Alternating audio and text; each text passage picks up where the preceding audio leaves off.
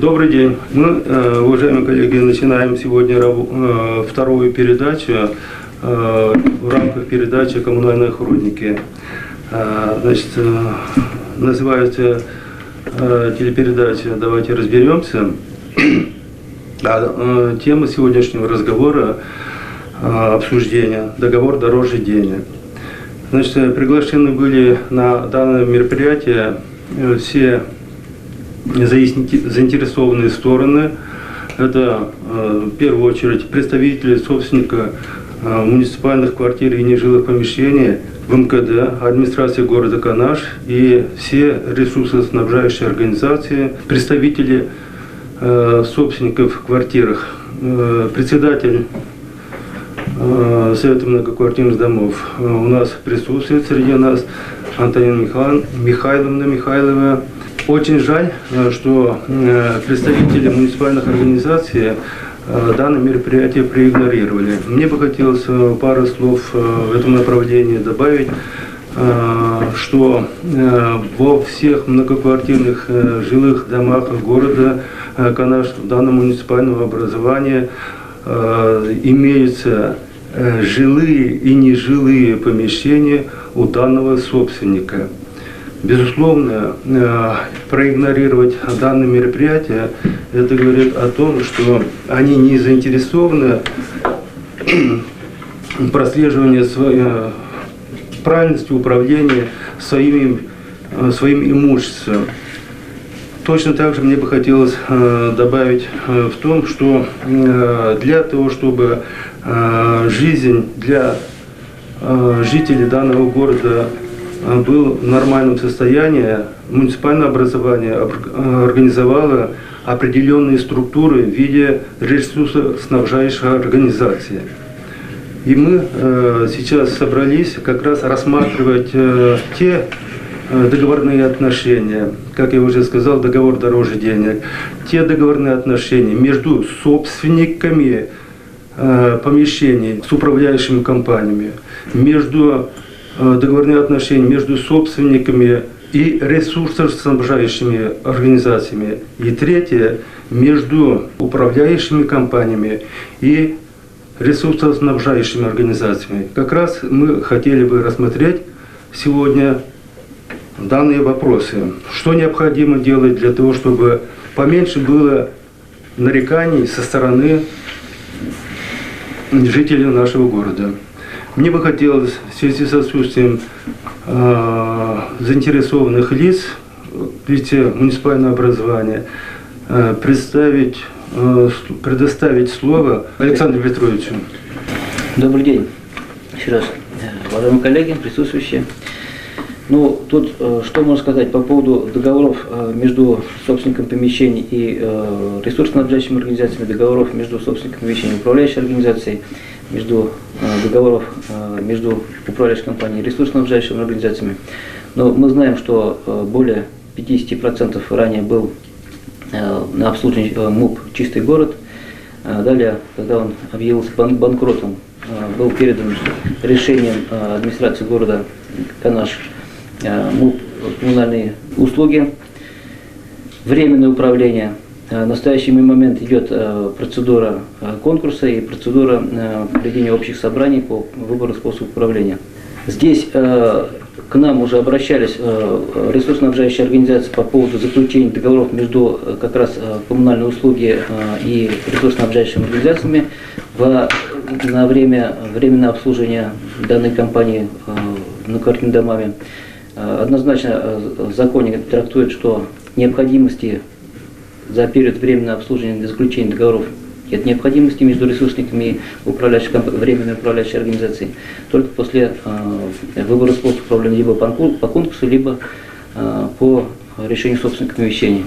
После этого только заключаются договора между ресурсниками, либо, если собственники примут решение на общем собрании, на прямые договора перейти, в соответствии с 59-м федеральным законом, тогда уже непосредственно ресурсоснабжающая организация заключает уже договор, публичный договор с собственником помещений. В том числе, если муниципальное помещение есть, это уже муниципальное образование. Конкретных договоров, они прописаны уже в Гражданском кодексе, понятно. Есть минимальный перечень услуг у нас, утвержденный постановлением правительства Российской Федерации 290. В договоре управления между управляющей организацией и собственником помещений там перечень уже укладывается, минимальный перечень. Собственники помещений также могут они самостоятельно выбрать дополнительные услуги сверх минимального перечня услуг, но ниже минимального перечня услуг, конечно, не могут выбрать они работу и услуг по содержанию общего имущества. Значит, еще на предыдущем заседании Виктор Владимирович затронул вопрос, вернее, не затронул, а озвучил, что существуют прямые договора. Для того, чтобы идти дальше, мне бы хотелось прояснить, что означает прямые договора и кто может более конкретно, компетентно на данный вопрос ответить.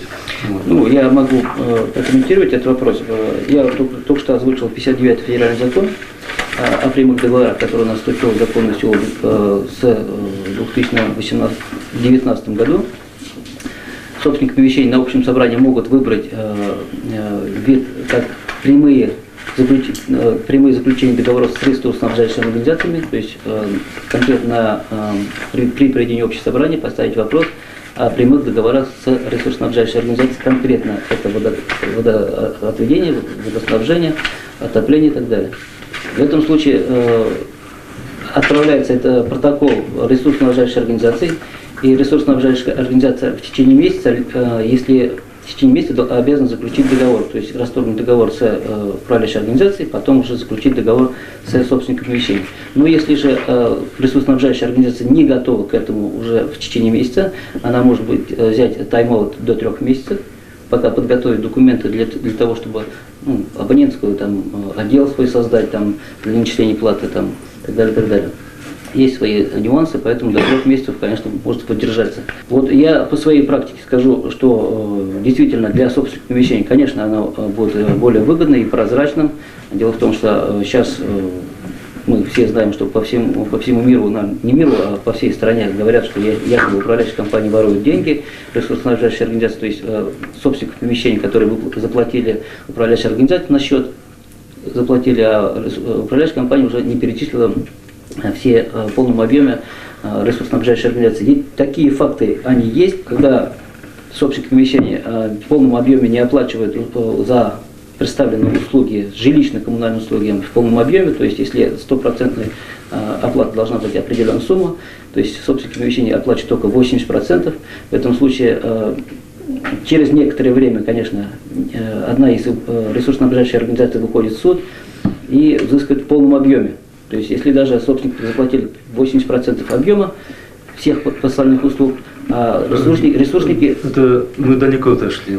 Я конкретно хотел бы еще от вас, я услышал, я хотел бы на этот же вопрос, может, кто-то еще ответит, что такое прямые договора и когда они вступили в силу, и имеют ли эти прямые договора относительно к объектам нежилых помещений, собственникам нежилых помещений. Сразу возникает вопрос. Если есть прямые договора, а кривые договора существуют, на этот вопрос, конечно, любой здесь сидящий и любой собственник, независимо от юридического образования, скажет, что-то не слыхал про кривые договора или непрямые договора. Дело в том, что в жилищном законодательстве с 2005 года, когда вступил в силу новый жилищный кодекс, появилось с 3 апреля 2018 года понятие «договор, содержащий положение о предоставлении коммунальных услуг, заключаемый каждым собственником, действующим от своего имени, с ресурсоснабжающими организациями и с региональным оператором по обращению с такого». Так что если мы берем период с 2018 года, то нам следует говорить и всем собственникам, и управляющим компаниям, организациям, и ресурсоснабжающим организациями не о прямых договорах, а о договорах, содержащих положение о предоставлении коммунальных услуг. Как бы длинное название не было. А у нас сейчас не только имеется в виду Но выражение «прямой договор», а с 2015 года в Канаше получило распространение прямые расчеты с ресурсоснабжающими организациями, в том числе передали право расчетов, и не только право расчетов, но и предоставление платежных документов к оплате ресурсоснабжающим организациям без всяких решений общих собраний собственников помещений. Так вот то, что мы называем сейчас прямыми договорами, договора, содержащие положение о предоставлении коммунальных услуг, могут заключаться только при наличии решения общего собрания собственников помещений. Это общее правило, часть 1 статьи 157.2 Жилищного кодекса Российской Федерации, пункт, часть 1, правильно назвал. Но нас касается сейчас, по-моему, больше всего дома многоквартирные, которые управляются управляющими организациями. Так что сбросить с себя обязанность предоставления собственникам и пользователям помещений управляющей организации не в состоянии до тех пор, пока не получит на руки решение правомочного собрания, общего собрания собственников помещений в том или ином доме. Вот тогда из перечня услуг, которые по договору управления домом управляющая организация обязана предоставлять, исчезают услуги коммунальные. Это другие вопросы. Я единственное могу подтвердить из всего, что вы сказали. Да, на самом деле существуют такие прямые договора, где непосредственно управление многоквартирным домом менее 30 квартир в данном доме, как я понимаю. Ну что ж, мы разобрались, что такое прямые договора и как. Очень жаль, что тут не присутствуют, вернее, собственники муниципальных квартир, и жилых, и нежилых собственники. Но мне хотелось бы узнать, собственники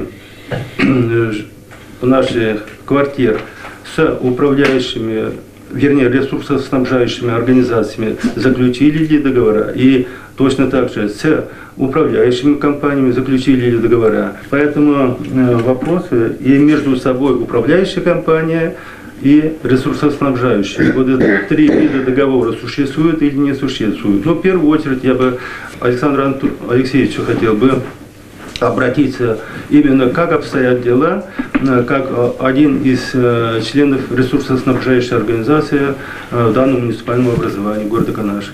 Добрый день. На сегодняшний день по муниципальным квартирам города Канаш у нас договора заключаются, заключены, можно сказать. По управляющим компаниям договора тоже все заключены, кроме, получается, коммунальных услуг. У нас получается один из договоров по управляющим компаниям.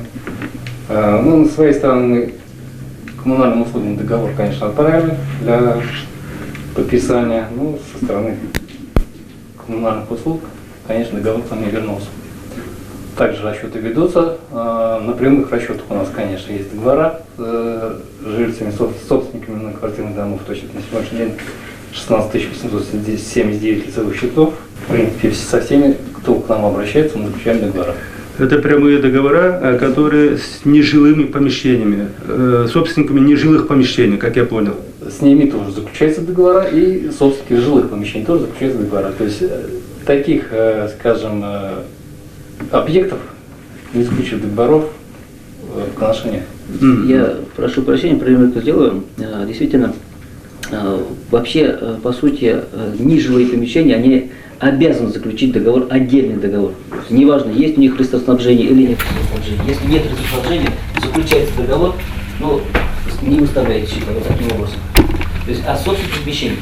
Тут правильно отметили, что на основании решения общих собраний, только, так называемые прямые договора заключаются. Но это публичный договор, поскольку в законе, как сказано, выставляет на сайт ресурсоснабжающих организаций, и в течение 15 дней должны откликнуться собственники помещений, либо в письменном виде заключается, уже на 16-й день считается заключен договор. Таким образом. Вот это относительно ресурсоснабжающей организации коммунальным услугам? Нет. Да? Я коммунальным услугам уже в первой части своего выступления уже сказал. Она временная управляющая компания, она не обязана заключать договор после проведения конкурса или после процедуры проведения общих собраний, принятия решения общих собраний по выбору способа управления, после этого только заключаются договора. Очень интересно, к этому вопросу чуть попозже вернемся. И с водоканалом, со всеми муниципальными организациями у вас имеются договора? Да, конечно. Договора энергоснабжения. Все понятно. Где-то есть нежилые помещения, но тут, увы, ни одного из представителей подчинения администрации. Давайте я изложу как управляющая компания. В нашей управляющей компании есть административное здание администрации. В каждом доме, как вы уже сказали, что есть жильцы, которые соцнайм у администрации. Поэтому в любом случае те, которые нежилые помещения, они подсодействованы под одни или другие структурные подразделения, но мы на них, как управляющая компания, единственно начисляем ОДН, а остальные у них прямые договора с ресурсоснабжающими организациями. Поэтому это было принято решение. По нежилым помещениям. По нежилым, да. Это в силу закона. А по жилым помещениям договор заключает уже наниматель помещения. Ну не договор, а он уже в силу закона, то есть договор не заключает там. Договор, у них есть договор соцнайма у нанимателя жилых помещений, просто там лицевой счет открывается и выставляется счета уже нанимателям этих помещений. А по вот ремонту, конечно, в силу закона собственник помещения обязан проводить ремонтные работы. Это в рамках 315 постановления правительства Российской Федерации. Поэтому я просто дозавершаю свою мысль.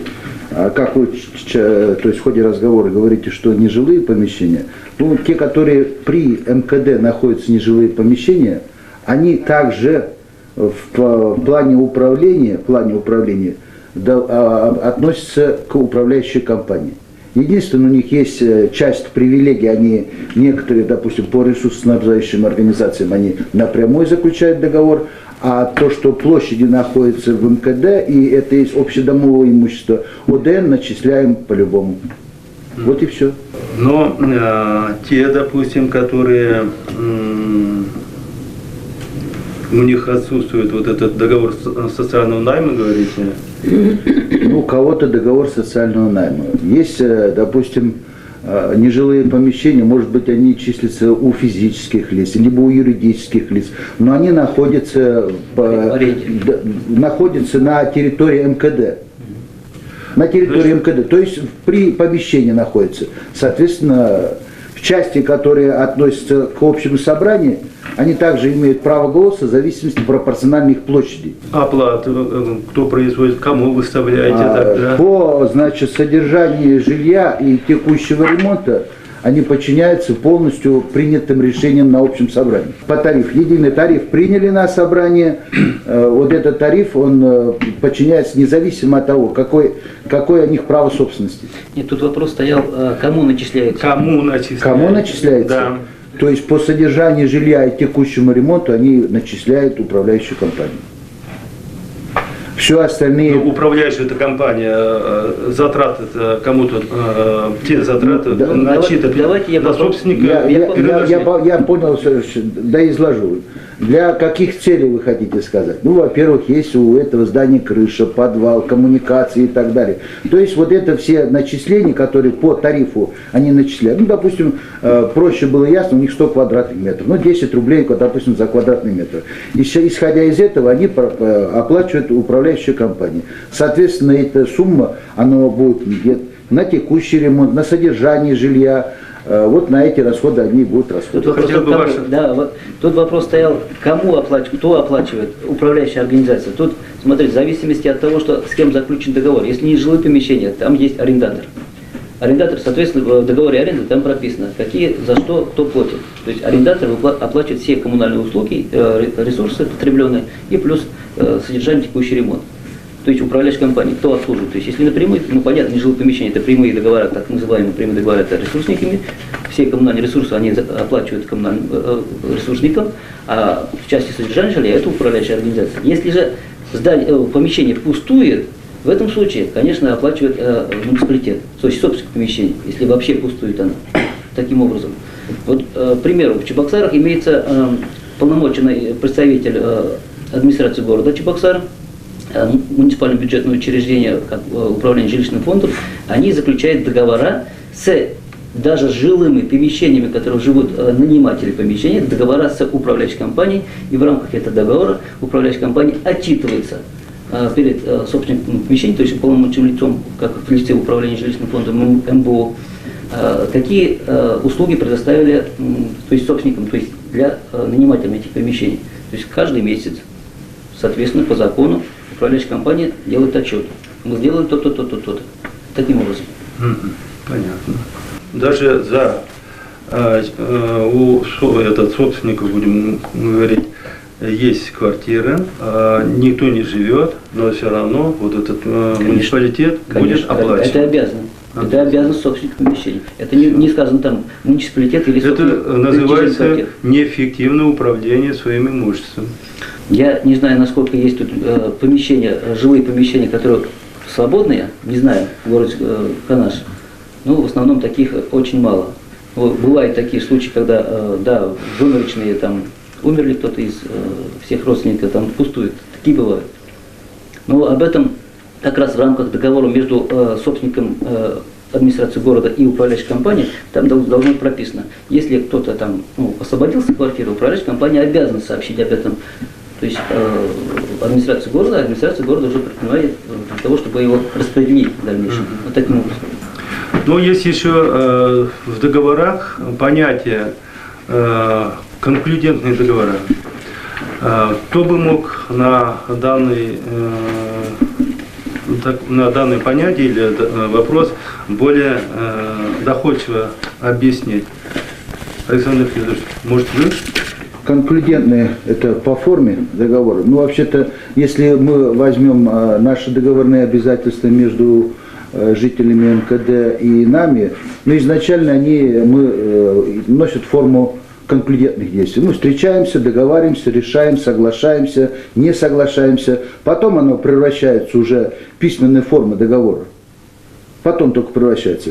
Ну и только, можно сказать, плановые мероприятия, если управляющая компания, они носят, как бы сказать, письменный характер. А остальные, вот то, что мы по содержанию жилья и текущий ремонт, и большей части мы-то возникает процедура, допустим, аварии, мы оказываем содействие, так, какие-то определенные позиции. В таком случае это в любом случае конклюдентные. Пришли, договорились и на ходу это вопросы решаем. Тут не может быть наперед запланировано. Есть тоже только те проблемы, которые уже запланированы изначально старшими домами, прошли, посмотрели, какие работы должны в течение года выполняться. Ну, тут само собой ясно. А остальные, они, в принципе, все конклюдентными получаются. Как понять вот это конклюдентные действия? Что я должен сделать, как вот собственник, чтобы этот договор вступил в законную силу, как конклюдентное? Действие. Что за действие? Простой житель. В конклюдентности есть воля, волеизъявление. Воля, что я хочу, волеизъявление, что я делаю для того, чтобы это сделать.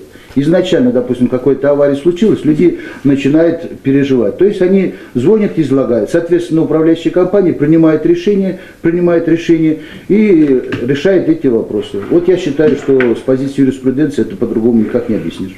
То есть в данном случае можем сказать, что управляющая организация фактически приступает к выполнению своих обязательств, оказывает услуги по содержанию текущего ремонта, в том числе вот устраняет аварии, как представитель управляющей организации сказал. И в данном случае договор считается заключенным, из этого исходит и судебная практика, в том числе Верховного суда Российской Федерации. Это связано, и исток этого лежит в том, чтобы фактически дома, которые в какой-то момент оказываются без управляющей организации или способ управления не выбран, когда управляющая компания фактически оказывает все услуги, тот минимальный перечень, который необходим жителям. Это условие, когда права собственников поддерживаются тем, что, соответственно, управляющая организация оказывает им весь перечень необходимых услуг, и дом без управления не остается. Из этого исходит в том числе судебная практика. Андрей Викторович, как я понял, значит, я заказываю, а у вас тоже есть свое определение? Ну, конклюдентный договор – это не мое определение, это законодательное в Гражданском кодексе, есть и формулировка конклюдентный договор. То, что называется сейчас вот прозвучало, что сначала мы договариваемся, что-то делаем, потом оформляем письменный договор или нет. Это, конечно, не конклюдентный договор, это сделка. А в жилищном законодательстве, насколько я понимаю, управлять домом имеют только организации, которые получили лицензию на управление. В жилищном кодексе целый раздел есть на это, какие условия получения лицензии на осуществление деятельности по управлению домами. Так там в первую очередь, если я ошибаюсь, меня сразу сейчас Госжилинспекция подправит.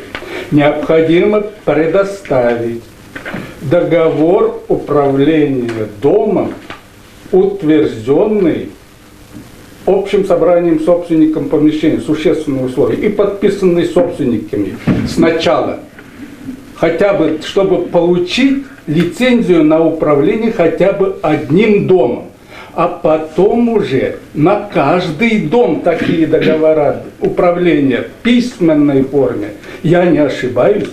Я поясню. Для того, чтобы получить лицензию, договора не нужно. Для того, чтобы получить лицензию, должна быть соответствующая квалификация руководителя данного предприятия, оплачена госпошлина, чтобы судимости не было по экономическим преступлениям. Этого достаточно по требованиям лицензирования. Далее, для того, чтобы управлять этим домом, опять-таки принимается решение общим собранием, выбор способа управления. Далее утверждается в этом же повестке дня этот договор управления общим собранием. Вот этот договор, проект договора управления передается уже для внесения в реестр в лицензии, то есть этот дом конкретно, который выбран. Секунду. Проект договора, конкретно проект договора, а не подписан договор. Далее дается время управляющей компании после уже как внесения в реестр лицензий, чтобы они заключили более 50% договоров. Вот как раз тут включается конкретный договор. То есть до заключения более 50% договор, то есть договор еще не заключен, но в реестр внесли. Потому что требования, приказ Минстроя Российской Федерации говорит о том, что проект договора вместе с заявлением выносится, предоставляется государственную жилищную инспекцию. Далее без договора начинается управляться. То есть до следующего месяца. То есть в следующем месяце они оказывают услуги управляющей компании, собственникам помещений, и выставляют счета без договора. Вот это и называется оно.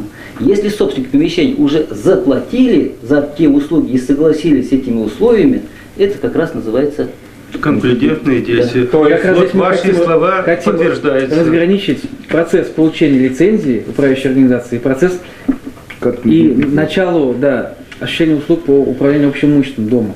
То есть процесс лицензии, получения лицензии это одно, а процесс начала управления домом это другое. И мы не говорим о том, что кто-то вправе без лицензии осуществлять управление общим имуществом дома. За это, кстати, предусмотрена отдельная статья административной ответственности.